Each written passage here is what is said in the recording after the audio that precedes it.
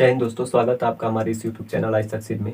आज हम सीटेट जो 31 जनवरी 2021 को परीक्षा हुआ है उसमें हम मैथ के प्रश्नों को देखने जा रहे हैं, जिसमें हमारा पहला प्रश्न है। देखिएगा कि P का वैल्यू दिया है और Q का वैल्यू दिया है, यहाँ पे R का भी वैल्यू दिया है। तो पूछ रहे हैं P plus Q minus R बराबर कितना होगा। तो हम पहले P और Q को आपस में जोड़ लेते हैं। P और Q को जब हम आपस में जोड़ रहे हैं तो देखिएगा, जब हमने 12xy लिखा, हमारा P जो है 12xy है, यह हमारा P है और ये हम Q का वैल्यू लिख रहे हैं और ये इन दोनों को हम ऐड कर रहे हैं। तो P हमारा 12xy है और Q हमारा 9xy, तो प्लस 9xy। उसके बाद देखिए ये हमारा हो गया 21xy। इसके बाद देखिए माइनस 10y स्क्वायर, तो माइनस 10y स्क्वायर और यहाँ पर है प्लस 12y स्क्वायर, क्योंकि हम xy को एक साथ लेते हैं, x को एक साथ लेते हैं और y को एक साथ लेते हैं। तो यहाँ से हमको क्या मिला, ये माइनस और ये प्लस है, यहाँ से हमको मिला प्लस 2y स्क्वायर। इसके बाद देखिए तीसरा हमारा माइनस 18x स्क्वायर और यहाँ पे हमारा plus 14x square, 14x square. यहाँ से हमको मिला माइनस 4x स्क्वायर, यानी कि P प्लस Q का जो हमारा वैल्यू हुआ वो 21xy plus 2y square minus 4x square हुआ। अभी हमको इसमें से r को घटाना भी है, तो देखिएगा P प्लस Q हमारा क्या हो गया, 21xy plus 2y square minus 4x square. और इसमें से हम माइनस करेंगे किसको, r को। r है हमारा 5y square minus x square plus xy। देखिए ये हमारा P प्लस Q का वैल्यू एक कोष्टक में है और एक कोष्टक में है आपका R का वैल्यू। तो जब आप R के वैल्यू के कोष्टक को जब आप हटाना चाहेंगे तो इसको हटाएंगे तो ये आपका माइनस 5y स्क्वायर हो जाएगा और ये आपका प्लस हो जाएगा और ये फिर आपका माइनस हो जाएगा, ये कोष्टक आपका हट जाएगा। फिर यहाँ से आप इस कोष्टक को भी हटा सकते हैं। फिर आप देखिए ये आपका 21xy और xy को इधर लेके आएंगे तो माइनस xy और प्लस 2y स्क्वायर और फिर आपका minus 5y square minus 4x square, फिर आपका प्लस x स्क्वायर।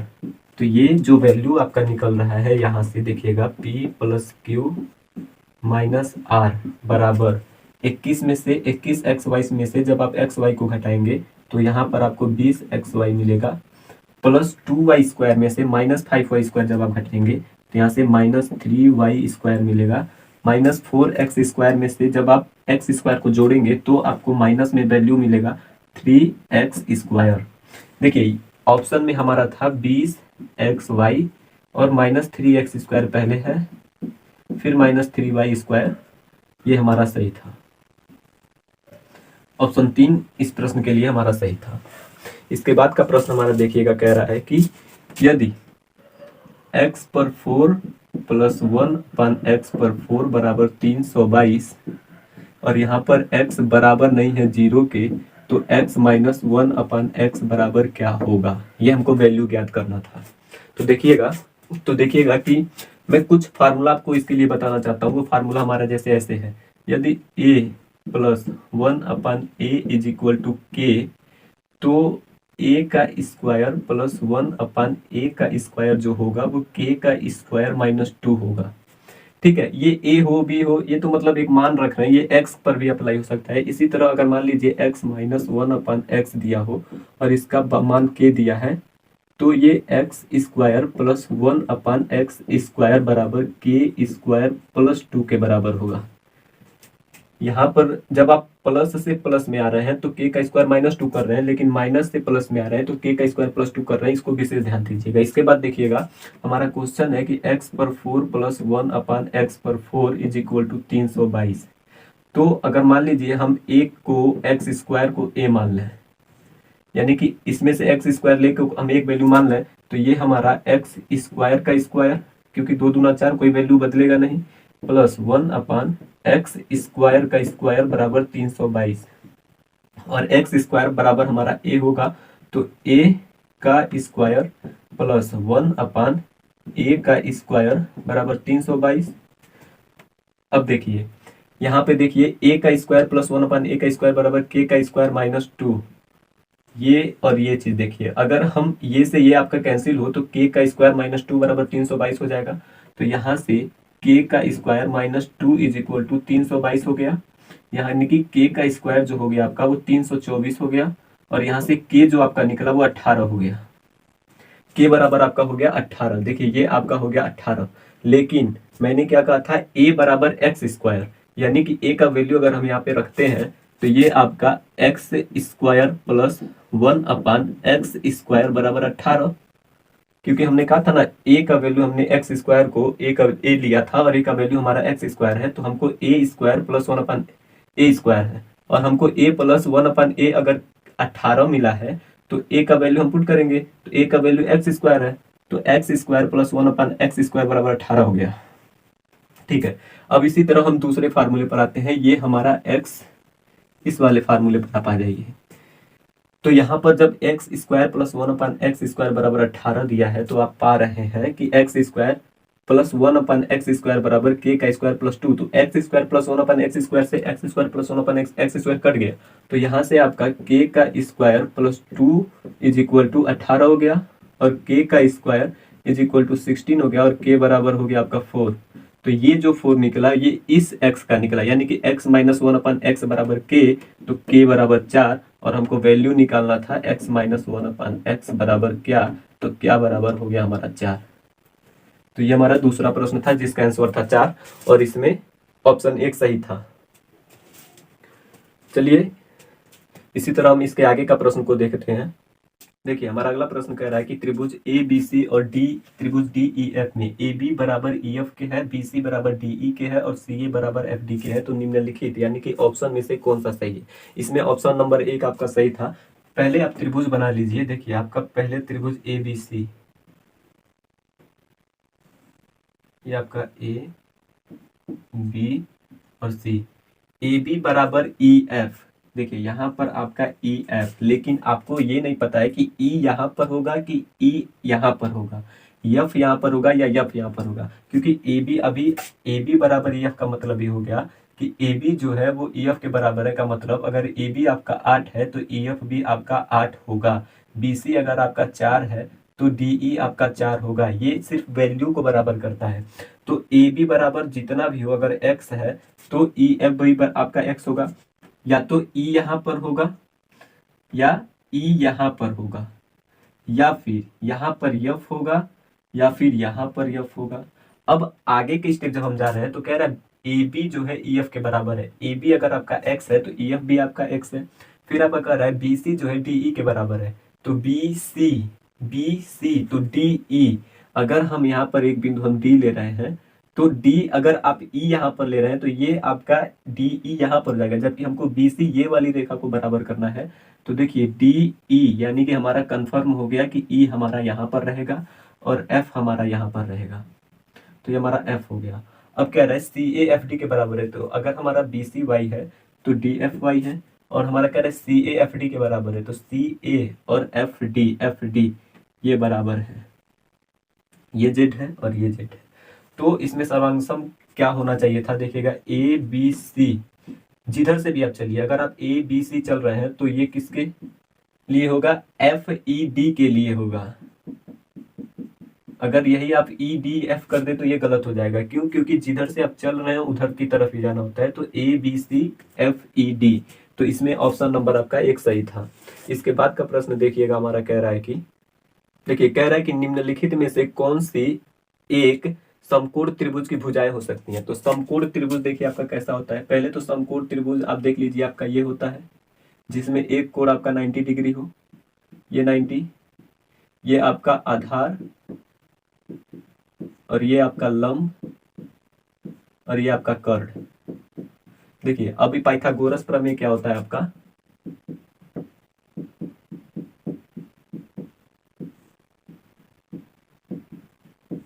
ये होता है आपका लंब का स्क्वायर धन आधार का स्क्वायर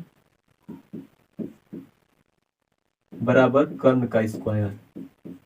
अब आपको ऑप्शन के मुताबिक चलना था और ऑप्शन के मुताबिक देखना था कि इस बेस पर कौन सा ऑप्शन फॉलो कर रहा है। तो इसके लिए हमने तीनों ऑप्शन को आपको चेक करना था। आप ऑप्शन 1 को चेक कर रहे हैं, ऑप्शन 2 को चेक कर रहे हैं, और ऑप्शन 3 को चेक कर रहे हैं, ऑप्शन 4 को चेक कर रहे हैं। तो आप पा रहे हैं कि ऑप्शन सी जो है वो इस रूल को फॉलो कर रहा है, जो कि है हमारा, देखिए अगर हमारा लंब 65 ले तो 65 का स्क्वायर, आधार 72 ले तो 72 का स्क्वायर, और कर्ण का स्क्वायर हमारा 97 का स्क्वायर। यानी कि जब हम इसको हम सॉल्व करें तो ये हमारा बराबर होना चाहिए। तो 65 का स्क्वायर 5 पचे 25 और 7 छके 42। आप 5 का कैसे वर्क करते हैं, ये 5 65 अगर आपका है तो ये 5 का वर्क कर लीजिए 5, और जो हमारा दहाई पर अंक होता है उसे एक बढ़ा करके गुणा कर लीजिए, यानी कि 6 है तो 7 से गुणा कर लीजिए, 7 छके 42 625। इसी तरह देखिए 35 का अगर आपको स्क्वायर करना है तो क्या करेंगे, 5 पचे 25 और 3 में एक जोड़ लेंगे, 3 एक 4 और 4 का गुणा कर लेंगे 3 से, 4 3 12।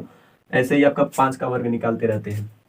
42 प्लस आप 72 का स्क्वायर कर लीजिए, तो इसको भी निकालने देखिए, पहले आप इसका वर्ग कर लेंगे, 2 दूना 4 0 4 लिखेंगे, 7 सत्ते 49 49 लिखेंगे, और आपको इसका स्क्वायर करना है तो फिर इन तीनों का गुणा कर लेंगे, 7 दूना 14 दूना 28, और बीच में यानी कि इधर से एक छोड़कर 28 लिख लेंगे, तो 4 8 9 2 11 4 1 5 5184 5184। फिर आप 97 का वर्ग कर लीजिए, 97 का वर्ग भी आप ऐसे कर लीजिए, तो 7 सत्ते 49 9 नवा 81 और 9 सत्ते 63 और दूना 2 3 6 2 छके 12 126। तो ये 9 6 4 10 2 1 3 1 4 8 1 9 9409। अब इसको जोड़ लेते हैं, तो 5 4 9 8 2 10 2 1 3 1 4 और 5 4 9 9409 इज इक्वल टू 9409। यानी कि ऑप्शन सी जो है हमारा, जो कि 65 72 और 97, ये हमारा समकोण त्रिभुज की भुजा होगा। बाकी 3 ऑप्शन को आप इस बेस पे सॉल्व कर लीजिएगा, ये बराबर हो नहीं सकता 3 ऑप्शन, तो जो बराबर हो जाता है वही हमारी समकोण त्रिभुज का भुजा होता है। चलिए इसी तरह हम इसमें अगला प्रश्न हमारा देखते हैं कि देखिए अगला प्रश्न हमारा कह रहा है कि किसी बहुफलक के 7 फलक और 10 शीर्ष हैं तो किनारों की संख्या बताइए। तो किनारों की संख्या का क्या होता है, फार्मूला देखिए आपका होता है कि फलक प्लस शीर्ष ये बराबर होता है किनारा प्लस 2 के। बस आप इसको इस पे रख लीजिए, फलक आपका 7 है और शीर्ष आपका 10 है, किनारा आपका किनारा ही है जो ज्ञात करना है, और प्लस आपका 2 है। तो 10 7 17 बराबर किनारा प्लस 2, 2 को जब इधर लेकर आए तो 15 किनारा, यानी किनारों की संख्या जो है वो आपका 15 है। देखिए फलक प्लस शीर्ष बराबर किनारा प्लस 2 होता है। जब आपका प्रश्न है कि किसी बहुफलक में 7 फलक और 10 शीर्ष हैं तो किनारों की संख्या ज्ञात कीजिए। तो फलक और शीर्ष मिल करके कितना होता है, किनारा से 2 अधिक होता है, यानी कि फलक और शीर्ष को जोड़ करके उसमें से 2 घटाएंगे तो आपको किनारों की संख्या निकल जाएगा, जो कि आपका 15 होगा, और इसमें आपका 15 सही था। इसके बाद का प्रश्न आप देखिएगा, अगला प्रश्न हमारा कह रहा है कि त्रिभुज ABC, जब आप एक त्रिभुज ABC ले रहे हैं,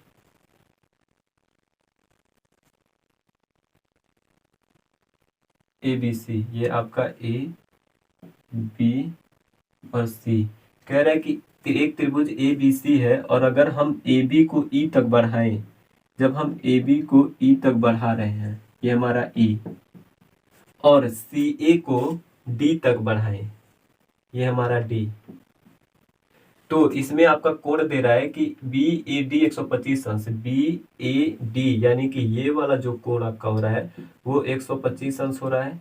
यहां से BAD आपका 125 अंश। इसके बाद कह रहा है कि EBC जो है वो 100 डिग्री पर, यानी कि 100 अंश। EBC ये वाला कोण आपका 100 अंश हो रहा है।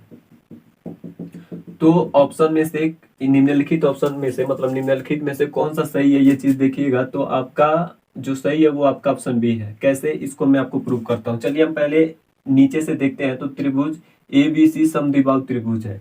पहले आप चलिए उसको हम प्रूव करते हैं। ये अगर एक सीधी रेखा पर आपका कोण कितना बनता है, 180 डिग्री।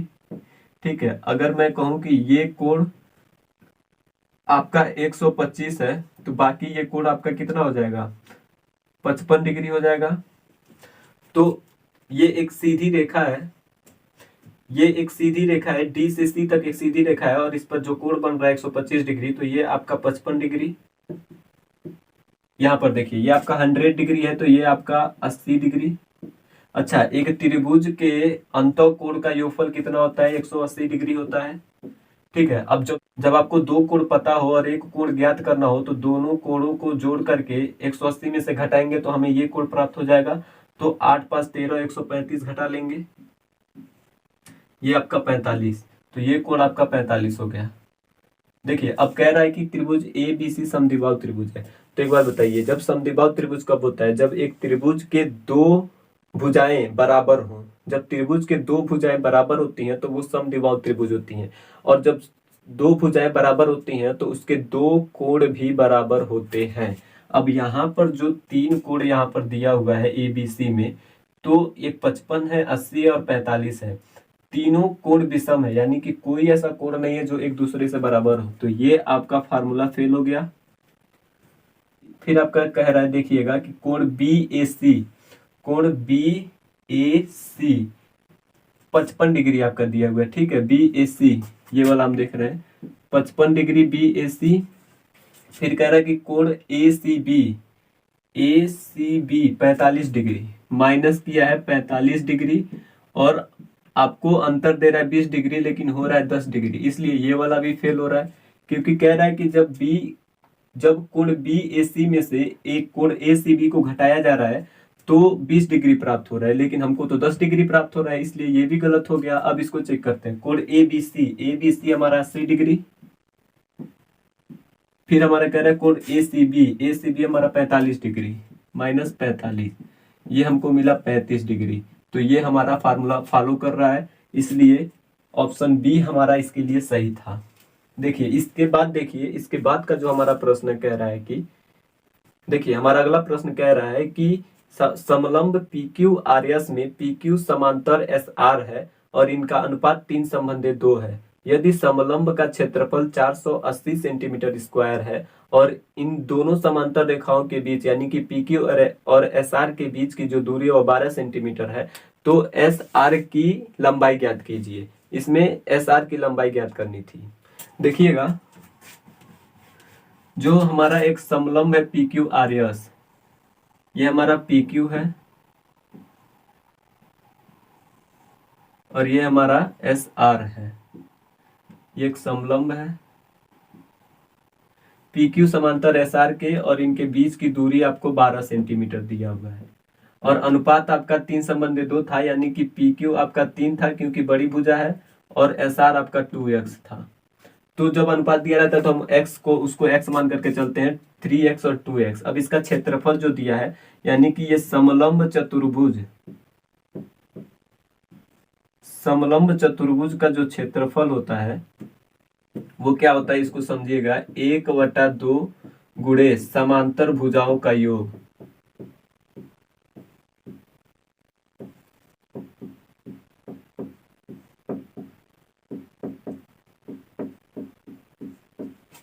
और गुणे में आपका होता है ऊंचाई।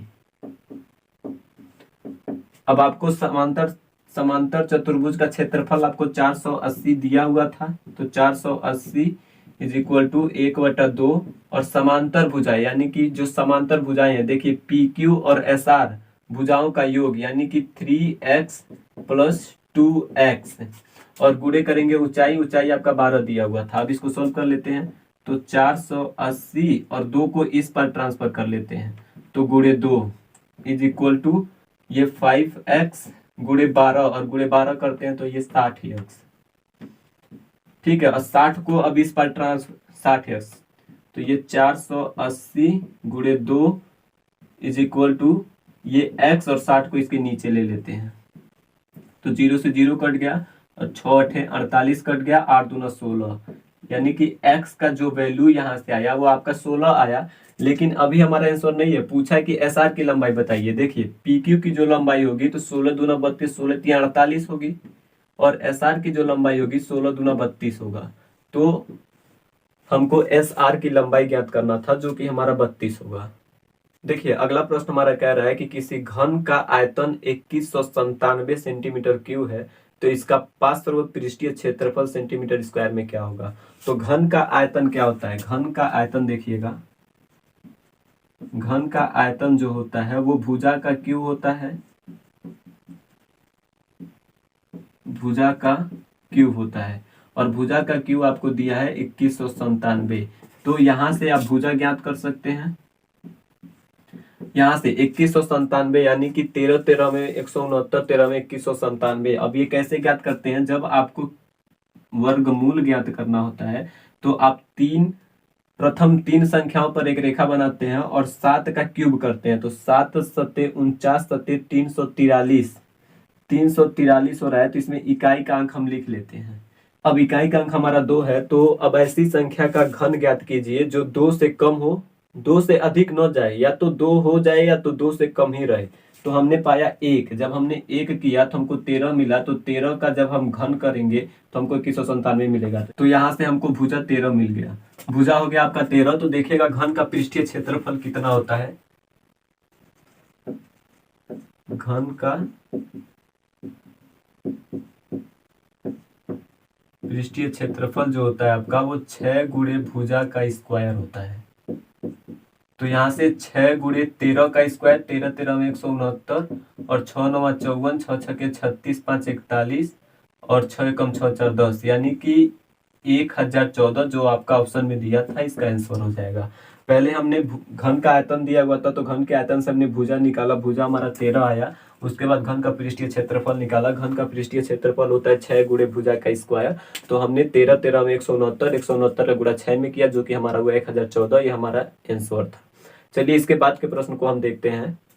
देखिए अगला प्रश्न हमारा कह रहा है कि 88 गुणे 10 सेंटीमीटर का एक आयताकार कागज का टुकड़ा है जिसको मोड़ करके 10 सेंटीमीटर ऊंचाई का एक बेलन बनाया जाता है।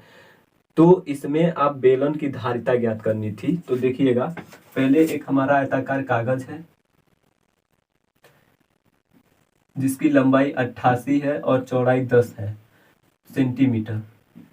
तो इसको मोड़ा गया है, यानी कि अब देखिए ऊंचाई जब बेलन का 10 दिया है, बेलन का ऊंचाई जब 10 दे दिया है, यानी कि इसको ऐसे मोड़ा गया होगा। इस एक आयताकार कागज को ऐसे मोड़ा गया होगा। तो ये ऊंचाई आपका 10 रहा होगा, लेकिन जो आपका परिधि बना होगा, गोलाई बनी होगी, उसका जो परिधि होगा वो 2πr होगा और वो आपका 88 होगा। क्योंकि जब ऐसे मोड़ा गया है तो ये रेखा ऐसे इधर आके सटी है, लेकिन जो इसका रेखा है वो 88 सेंटीमीटर अभी भी बना है, यानी कि 2πr जो है वो 88 सेंटीमीटर है। इससे क्या होगा, इससे हमारा बेलन का त्रिज्या ज्ञात हो जाएगा।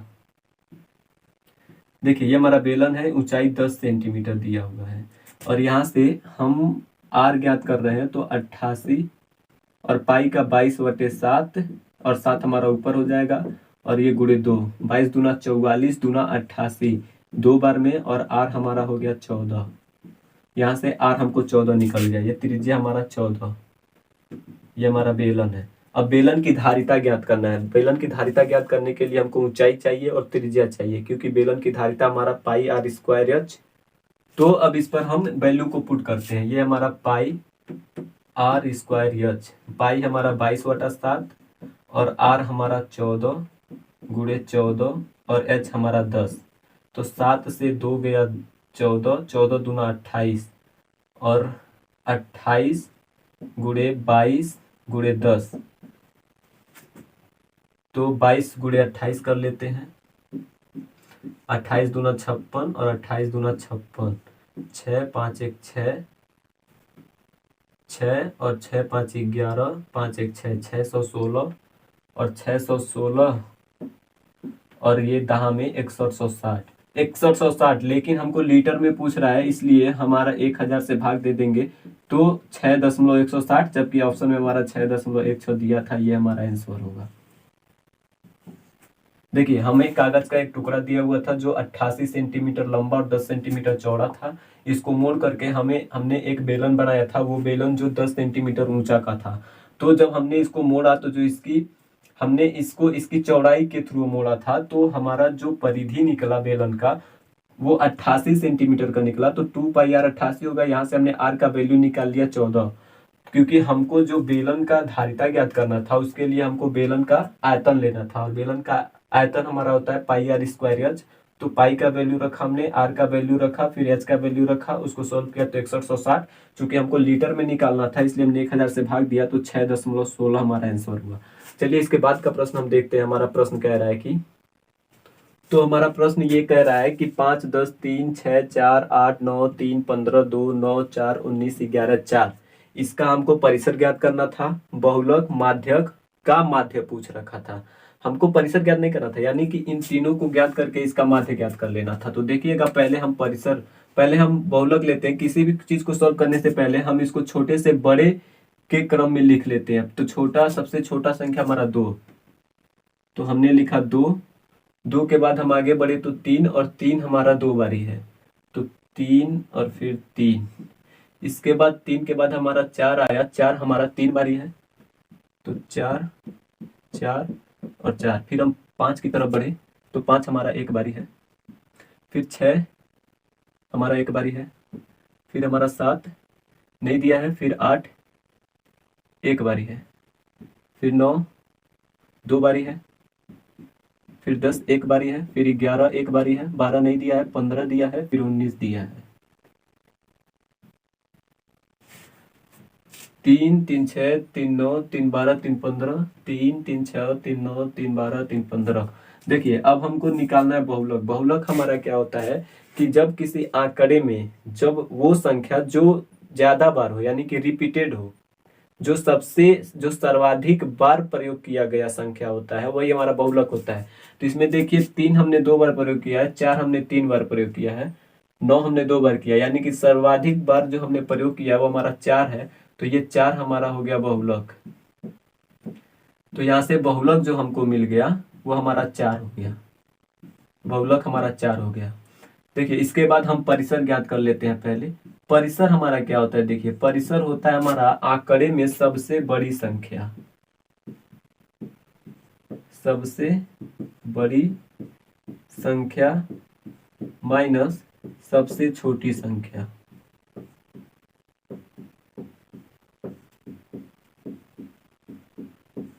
तो सबसे बड़ी संख्या हमारा, देखिए सबसे बड़ी संख्या हमारा 19, और माइनस करेंगे सबसे छोटी संख्या 2, जो कि हमारा होगा 17, यानी कि परिसर हमारा निकल के आया 17। अब हमारा माध्यक देखिए, माध्यक कैसे हम निकालते हैं, यानी कि माध्यक निकालने के लिए आपको आंकड़ों की कुल कितनी संख्या है ये ज्ञात करना होगा। तो हमने पाया कि 1 2 3 4 5 6 7 8 9 10 11 12 13 14 15। आंकड़ों में जो कुल संख्या वो 15 है। 15 यानी कि 7 इधर छोड़ देंगे और 7 उधर छोड़ देंगे, बीच में जो संख्या आएगी वो हमारा माध्यक हो जाएगा।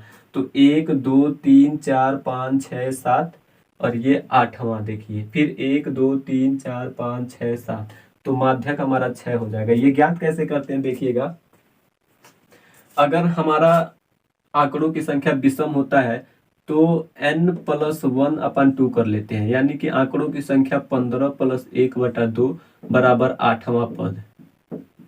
8वां पद जो होगा हमारा वो माध्यक होगा। तो 8वां पद देखिए 1 2 3 4 5 6 7 8, इधर से भी 8वां पद 1 2 3 4 5 6 7 8, तो ये हमारा क्या हो गया, माध्यक 6 हो गया। अब पूछ रहा है कि इनको यानी कि बहुलक परिसर माध्यक का माध्य ज्ञात कीजिए। तो इन तीन माध्य क्या होता है, माध्य यानी कि हमारा औसत होता है। सीधा सीधा समझिए कि जो माध्य होता है वो हमारा औसत होता है। तो अब आपको इन तीनों का औसत ज्ञात करना है। तीनों का औसत यानी कि 4 + 17 + 6, कुल संख्याओं का योग बटा कुल संख्या, कुल संख्याओं का योग बटा कुल संख्या। तो कुल संख्या हमारा कितना है, 3। अब देखिए 17 3 20 21 और 6 27/3 यानी कि 9। तो ये 9 जो होगा हमारा इस प्रश्न का आंसर होगा, और ये हमारा ऑप्शन में दिया हुआ था जो कि हमारा सही उत्तर है। इसके बाद का प्रश्न देखिएगा, हमारा कह रहा है, देखिए कह रहा है कि 17 9 x 0 9 1 y हमारा 88 से विभाजित है। तो x - y का वैल्यू क्या होगा, x में से y को घटाने से हमको क्या प्राप्त होगा। देखिए कोई भी संख्या 88 से विभाजित कब होगी, 88 सिर्फ 8 और 11 के पेयर से बनेगा, 11 × 8। जो संख्या यानी कि 88 से विभाजिता का नियम कहता है कि वो संख्या 8 से भी विभाजित होना चाहिए और 11 से भी विभाजित होना चाहिए, 11 से भी विभाजित होना चाहिए। कहता है कि 8 से भी विभाजित होना चाहिए और 11 से भी विभाजित होना चाहिए। तो 8 से विभाजिता का नियम क्या कहता है? 8 से विभाजिता का नियम कहता है कि सैकड़ा प्लस दहाई प्लस इकाई, यानी कि जोड़ना नहीं है, यानी कि सैकड़ा, दहाई और इकाई के अंकों से मिली जो संख्या होगी वो 8 से विभाजित होगी। यानी कि सैकड़ा, दहाई और इकाई, ये तीन संख्या आपका जो होगा ये 8 से विभाजित होगा। यानी कि 9, 1 और y जो होगा ये 8 से विभाजित होगा। तो चलिए 8 से विभाजित का नियम हम इसको देख लेते हैं। तो 8 एकम 8, 8 एकम 8, ये आपका 1 और 1, 8 एकम 8, यहाँ से 3। अब y के जगह पर क्या वैल्यू हम यहाँ पे पुट करें कि जो 8 से विभाजित हो जाए? तो हमने पाया कि 2, यानी कि 8 चौको 32, तो ये हमारा विभाजित हो गया। तो 8 से विभाजित का नियम जो कहता है हमारा सैकड़ा, दहाई और इकाई का जो अंकों से मिलकर जो संख्या बनेगी हमारा, वो संख्या 8 से विभाजित होनी चाहिए। 8 से विभाजित होने के लिए जब ये तीन संख्या 8 से विभाजित है, मतलब ये पूरी संख्या 8 से विभाजित हो जाएगी, क्योंकि ये हमारा रूल होता है। तो हम जब y का वैल्यू 2 रखते हैं, जब हमने y का वैल्यू यहाँ पर 2 रखा, देखिए 179x091 और y का वैल्यू हमने क्या रख दिया? 2 रख दिया, क्योंकि हमें तीनों संख्या को 8 से विभाजित करना था, तभी तो ये पूरी संख्या विभाजित होगी। और जब ये कह रहा है कि ये संख्या 88 से विभाजित है, 88 से विभाजित है का मतलब ये 8 से विभाजित है और 11 से विभाजित है। तो हमने y का वैल्यू हम यहाँ से निकाल लिया 2। ठीक है, अब 11 से विभाजिता का नियम क्या कहता है? 11 से विभाजिता का नियम मैंने अपने नंबर सिस्टम वाले पार्ट 7 में हमने पढ़ा रखा है। देखिएगा 11 से विभाजिता का नियम हमसे कहता है कि विषम स्थान के अंकों के योग को घटाते हैं सम स्थान के अंकों के योग से। यानी कि विषम स्थान के अंकों का योग और सम स्थान के अंकों के योग का अंतर जो होगा वो या तो 0 होगा या 11 का गुणज होगा। तो इसमें हम देख लेते हैं विषम स्थान। देखिए ये 1, 9, 0, 1 और सम स्थान क्या है? 7, x, 9 और 2। तो 9, 1, 10 और 1, 11 में से घटाएंगे 7, 9, 7, 16, 16, 16, 2, 18, 18 प्लस x को, तो ये आपको 0 देगा या 11 का गुणज देगा। देखिए 11 minus 18 minus x is equal to 0 या 11, तो ये -7 minus x is equal to 0। तो यहाँ से देखिएगा आपका -7 minus x is equal to 0, तो -x इज इक्वल टू 7 और ये या 11 होता है तो -11, क्योंकि 0 नहीं लेंगे यहाँ पे 11 ले लेंगे, तो -x is equal to -4, x minus से माइनस कट गया तो x का वैल्यू आपका हो गया 4। तो आपका प्रश्न था यहाँ से y निकल गया और यहाँ से x बराबर 4, तो x माइनस y जो होगा वो आपका 2 होगा। 2 आपका आंसर था और ऑप्शन में आपका 2 दिया हुआ है, वही आपका आंसर हो जाएगा। चलिए इसको हम चेक कर लेते हैं कि 1, 7, 9, 4, 0, 9, 1, 2 ये संख्या देखिए 88 से पूरी तरह विभाजित हो जाएगा और ये 8 से भी विभाजित हो जाएगा और 11 से भी विभाजित हो जाएगा। आप इसको चेक कर लीजिएगा। इसके बाद देखिए हमारा अगला प्रश्न कह रहा है कि 11/13, 13/15, 13/14 और 15/17, इसको आप छोटी से बड़ी की तरफ लेके चलिए, क्योंकि ऑप्शन में छोटी से बड़ी तरफ की दिया हुआ था। तो छोटी से बड़ी देखिए कैसे निकालते हैं, इनके बीच देखिए अंतर 2, देखिए 11 और 13 के बीच तथा 15 और 17 के बीच अंतर 2 है, जहां अंतर एक समान हो। जब अंतर समान होता है,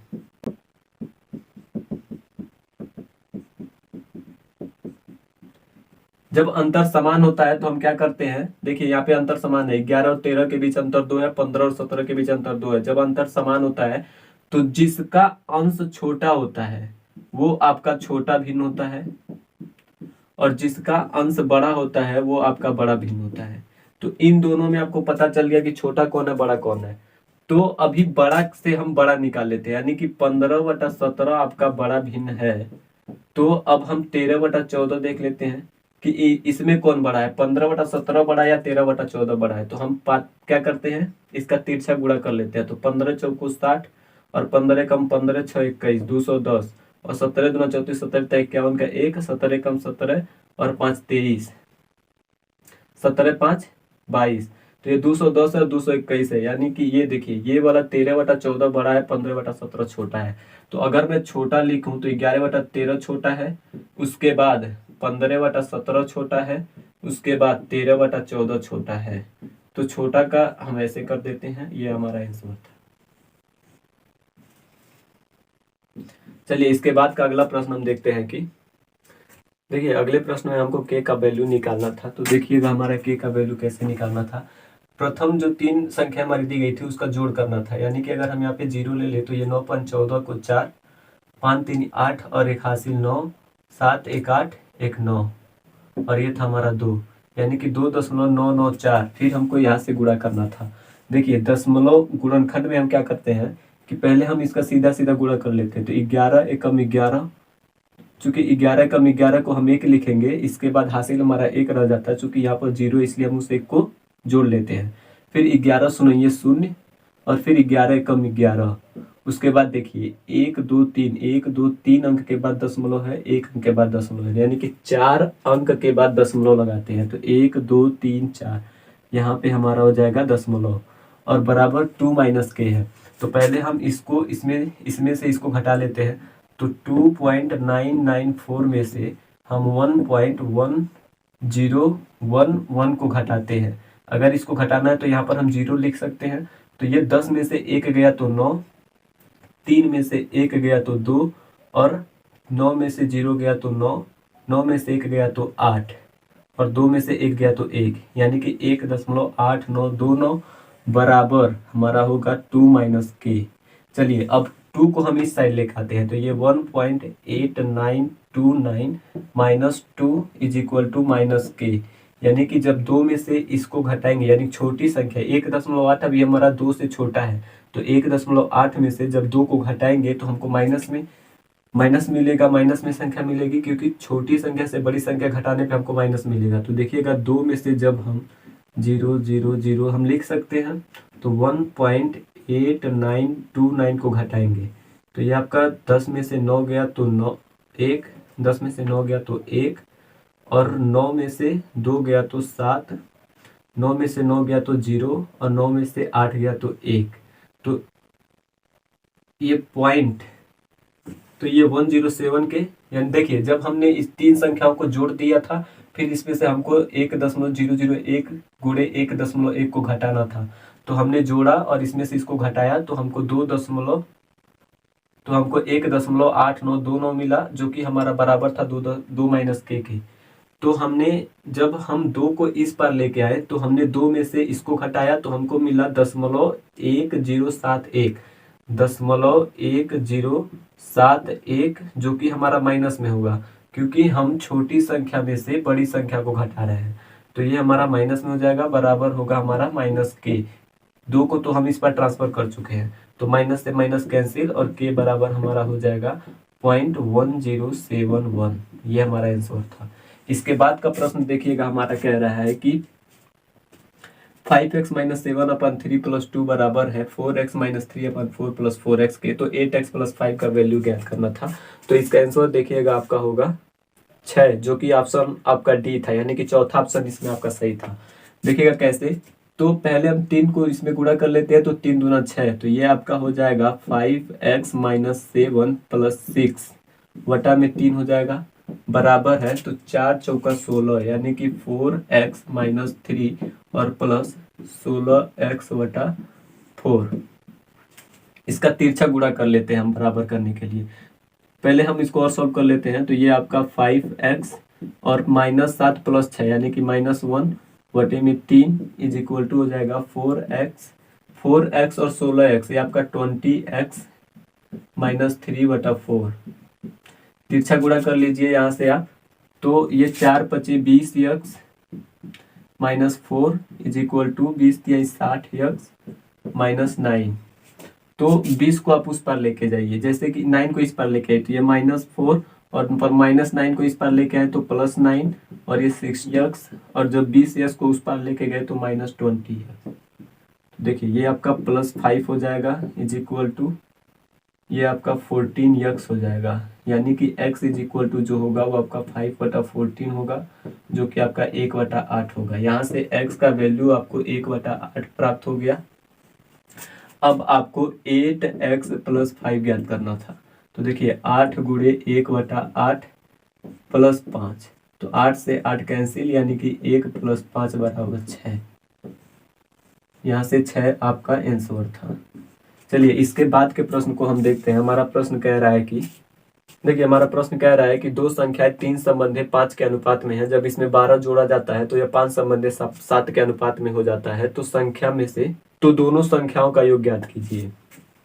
देखिए दो संख्याओं का अनुपात हमारा 3 संबंधे 5 का है, यानी कि हम इसको 3x और वटे में 5x ले लेते हैं, और इसमें जब हम 12 जोड़ रहे हैं, दोनों में हम 12 जोड़ रहे हैं, तो ये 5/7 हो जाता है।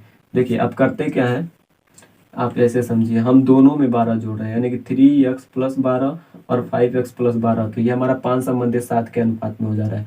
अब इसका हम तिरछा गुणा कर ले रहे हैं, तो 7 × 3 = 21x + 84, 12 × 7 = 84 is equal to 5 × 5 = 25x plus ये 60। देखिए 5 25 को इस पार लेके आएंगे तो -4x, और 84 को उस पार लेके जाएंगे तो -24, क्योंकि 60 में से 84 को घटाएंगे तो माइनस में प्राप्त होगा। तो माइनस से माइनस कैंसिल, और x बराबर 6। x बराबर आपका 6 निकला, लेकिन आपका जो संख्या था वो 3 संबंधे 5 के अनुपात में था। तो इसका योगफल ज्ञात करना है ना। तो ये देखिए 3x और 5x, तो x आपका है 6, 6 × 3 = 18 और 6 × 5 = 30, यानी कि 48। यहाँ से आपका 48 आंसर हो गया, और ऑप्शन में आपको 48 दिया हुआ है, ये आपका सही था। चलिए इसके बाद का एक प्रश्न, इसके बाद 2 प्रश्न और रह जाते हैं हमारा, और उन दोनों प्रश्नों को हम देखते हैं। देखिए लास्ट हमारे 2 प्रश्नों में पहला प्रश्न हमारा कह रहा है कि 1.7 × 10 पर 4 और 12.5 × 10 पर -6 के गुणनफल को k × 10 पर n के रूप में प्रतीत किया जाता है या व्यतीत किया जाता है। तो 2k + n का वैल्यू क्या होगा। तो देखिएगा पहले हम ले रहे हैं 1.7 × 10 पर 4 और इसका गुणनफल, यानी कि हम कर रहे हैं गुणा, ठीक है। फिर अब 12.5 को आप इसमें से अभी 1 10 आपका रह जाता है, तो 1.25 कर लेते हैं और गुणे 10 कर लेते हैं, और गुणे करते हैं 10 पर -6, तो ये हो गया 1.7 × 10 पर 4 गुणे 1.25 और गुणे ये 10 पर -5 हो जाएगा, क्योंकि ये 10 एक इसमें जुड़ जाएगा। फिर देखिएगा 1.7 गुणे 1.25 गुणे ये 10 पर 4 और ये 10 पर -5, यानी कि 10 पर -1। अब 1.7 गुणे 1.25 का हम गुणा कर लेते हैं, तो 17 का गुणा हम 125 में कर लेते हैं। उसके बाद दशमलव के बाद जितने अंक होते हैं उतने अंक के बाद दशमलव लगा लेते हैं। तो 17 × 5 = 85, 17 दूना 34, 34 8 42, हाथ में आया 2 और 17 कम 17, 3 20 1 21, 1 2 3, 3 के बाद हम लगा लेते हैं यहाँ पे दशमलव और गुणे कर लेते हैं 10 पर -1। अब ये हमारा हो गया k गुणे 10 पे पावर n, यानी कि यहाँ से k का वैल्यू जो दिख रहा है वो 2.125 हो जा रहा है, और n का जो वैल्यू दिख रहा है वो आपका -1 हो रहा है। अब इसी वैल्यू को आप इसमें भर लेते हैं 2k + n में, तो 2 गुणे 2.125 और धन -1, तो 2 × 5 = 10, 2 दूना 4 1 5 और 2 एकम 2 और 2 दूना 4 और प्लस है तो -1, ये हो गया 3.25 आपका आंसर हो जाएगा। चलिए इसके बाद के हम अगले प्रश्न को देखते हैं। हमारा अंतिम प्रश्न है सीटेट, जो 31 जनवरी 2021 को सीटेट में पूछे गए मैथ का हम प्रश्नों को देख रहे हैं। उसमें हमारा अंतिम प्रश्न हम देख रहे हैं कि एक दुकानदार है जो अंकित मूल्य 840 रुपए था, इस पर वो 15% की छूट दे करके इसको बेचता है, फिर भी 19% का लाभ प्राप्त करता है। तो इसका क्रय मूल्य पूछ रहा था। एक बात बताइए, 840 रुपए पर जब वो 15% की छूट दिया तब वो कितना रुपया हो रहा है। 15% छूट देने के बाद वो 85% पर बेच रहा है, तो 85/100 देखिए, तो 17 पचे 85, नहीं 5 17 में 85 और 5 20 में 100, 0 से 0 कटा और 42, तो 42 गुणे 17, ये उसका विक्रय मूल्य निकल गया। 17 दूना 34 और 17 68, 17 चौको 68, 68 3 71, 714 रुपए क्या हो गया उसका विक्रय मूल्य हो गया। विक्रय मूल्य हुआ उसका 714, वस्तु का अंकित मूल्य 840 और विक्रय मूल्य 714। 15% छूट देता है विक्रय मूल्य, फिर भी उसको लाभ 19% मिलता है। यानी कि ये जो 714 रुपए में बेच रहा है, इस पर अभी वो 19% के लाभ पर है। यानी कि ये जो 714 प्राइस है, यह 119% की प्राइस है। अंक और क्रय मूल्य निकालने के लिए आप 100% पर आएंगे, तो यहाँ से गुणे 100/119 कर लेंगे।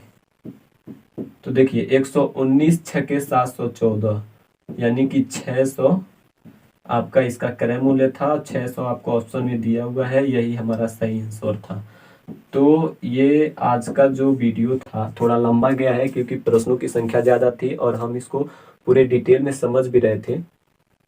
तो अगर आपको ये वीडियो पसंद आया है तो लाइक करें, कमेंट करें, शेयर करें तथा चैनल को सब्सक्राइब करना ना भूलें। आप किसी भी कॉम्पिटिटिव एग्जाम की तैयारी कर रहे हैं, आप हमसे जुड़ जाइए। हम प्रत्येक कॉम्पिटिटिव एग्जामिनेशन में पूछे गए मैथ के प्रश्नों को आपके सामने प्रस्तुत करते हैं और बेहतरीन तरीकों से बताने का प्रयत्न करते हैं। इसमें आपको बहुत ही जल्दी आपको शॉर्ट ट्रिक देना मैं शुरू कर दूंगा, जिसके मुताबिक आप किसी भी प्रश्न को विदिन 10 सेकेंड फाइंड आउट कर पाएंगे। तो अगर आपको ये वीडियो पसंद आया है तो लाइक करें, कमेंट करें और शेयर करें। धन्यवाद।